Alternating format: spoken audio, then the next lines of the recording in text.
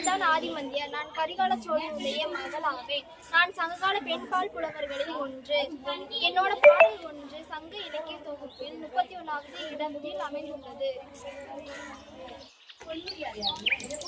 மலாலா 1997ஆம் ஆண்டு பாகிஸ்தானில் ஒரு கிராமத்தில் இவர் பிறந்தார். இவருடைய தந்தை தலைமை ஆசிரியர். தன்னுடைய தந்தை தலைமை ஆசிரியராக இருந்ததுனாலவோ என்னவோ மலாலா கல்வி மீது மிக்க ஆர்வம் கொண்டிருந்தார். 2008ஆம் ஆண்டு எஃப்எம் ரேடியோவில் ஒரு நியூஸ் வருது. என்னன்னா மலாலாவோட அது பெண்கள் யாரும் கல்வி கற்கக்கூடாது, ஸ்கூலுக்கும் போகக்கூடாது அப்படின்னு நியூஸ் செய்தி வருது. இதை கேட்ட மலாலா ஒண்ணுமே புரியல.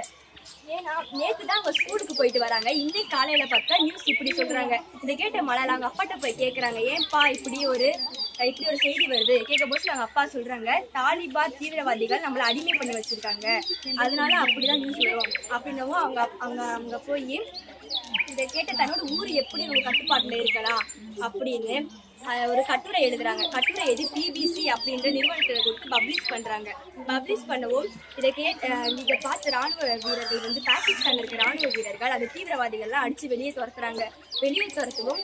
அப்ப மறுபடியும் எல்லாருமே ஸ்கூலுக்கு போக ஆரம்பிச்சிட்டாங்க. மலாலாவும் ஸ்கூலுக்கு போறாங்க. ஒரு சாயந்தர நேரத்துல பேருந்துல மலாலா வந்துட்டு இருக்காங்க. அங்க 20 பெண் குழந்தைகளும் 3 ஆசிரியர்களும் இருந்திருக்காங்க. அங்க பாகிஸ்தான் தீவிரவாதி யாரு மலாலான்னு கத்துறாங்க. மலாலா கையை தூக்குறாங்க. மலாலாவை சுட்டுறாங்க. நம்ம உடம்புல எங்க அடிபட்டாலும் நமக்கு ஒன்றும் ஆகாது, ஆனா நம்ம மண்டையில அடிபட்டா நமக்கு ரொம்ப பாதிப்பு ஏற்பட்டுடும். அதனால மலாலா ரொம்ப சுயநிலவை இழந்து ரொம்ப சீரியஸா போயிட்டாங்க. அவங்க கண்டுபிடிச்சு பார்க்கும் போது வேற நாட்டுல ஒரு ஹாஸ்பிட்டல்ல இருந்திருக்காங்க. உலகமே அவங்க பொழைச்சு வரணும் வேண்டிட்டு இருந்துச்சு. மலாலா மீண்டும் உயிர் பிழைச்சு சொன்ன வார்த்தை, நான் மீண்டும் வருவேன், மீண்டும் நாம் பள்ளிக்கு போவேன்னு சொன்னாங்க. இப்போ நமக்கு அடிபட்டுருந்தா நம்ம கண்டிப்பா அப்படி சொல்லியிருக்க மாட்டோம். ஏன்னா நமக்கு அவங்க ஆபத்து இருக்குன்னு தெரிஞ்சு நம்ம அங்க போக மாட்டோம். ஆனா மலாலா மீண்டும் அங்க போனாங்க. அவங்க அமைதியான போராட்டத்துக்கு நோபல் பரிசும் கொடுத்தாங்க. அவங்க போன பேச்சாற்றல் ஒரு மாணவன், ஒரு ஆசிரியர், ஒரு புத்தகம், ஒரு பேனா இந்த உலகையே மாற்றி மல்ல முடியாது அப்படின்னு சொன்னாங்க. நன்றி. நான் தான் பெண்ணி சார்ந்தவர். அப்போ புறநானூறு 66.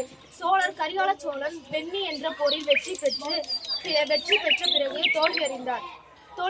சோழ மன்னன் பெண்மை உயர்வுக்கு துணை நின்றவர் பண்டித ரமாபாய். அவர் வாழ்ந்த காலம் 1858ஆம் ஆண்டு. 1922ஆம் ஆண்டு இவர் இறந்தார். இவர் சமூக தன்னார்வரான தடைகளை மீறி கல்வி கற்று பண்டிதராகியவர். பெண் உயர்வுக்கு துணை நின்றவராக கருதப்படுகிறார். சங்ககால பெண் புலவர்களில் நானும் ஒருவன். சங்ககால தொல்லிய நூல்களின் 13 பாடலை நான் இயற்றியவர். என்னை பற்றி அவையார் கூறியுள்ளார். நன்றி. நான் தான் பொன்முடியார். சங்ககால பெண் புலவர்களில் ஒருவர் தான் பொன்முடியார். இவர் இயற்றிய 3 பாடல்கள் சங்க தொலை நூலகம் புறநானூலில் இடம்பெற்றுள்ளது. ஏதேனும் இவர் பெருமையை போற்றி அரசர் ஏதேனும் பொன்முடி வழங்கியிருக்கலாம் என்று குறிப்பிடப்படுகிறது. தேங்க்யூ. வணக்கம். நான் தான் நக்கனையார். பெருங்கோள் நாயகன் மகள் நான் தான். சங்க கால பெண்பார் புலவரில் நான் ஒருவர். நான் பாடிய 6 பாடல்கள் புறநானூறு, அகநானூறு மற்றும் நற்றிணையில் இடம்பெறுகின்றன. நன்றி.